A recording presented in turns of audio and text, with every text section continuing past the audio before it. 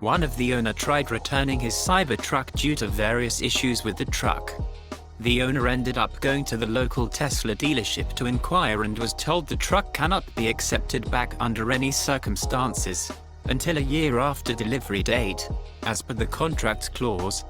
The owner wasn't even given an option to provide the trade-in team in writing response to dispute before being pushed away.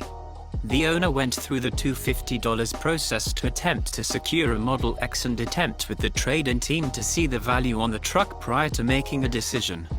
The owner wanted to see if there was any loss associated with the swap, but Tesla trade-in team stated, no trade can occur. Like swapping one Tesla for another. Watch out, buyers. If you decide to possibly swap the Tesla for another one or realize the car isn't for you for odd reasons, you cannot submit in writing to Tesla any correspondence to evaluate your claim. Just remember, when you buy your truck, you're a prisoner on probation with Tesla for 1 year.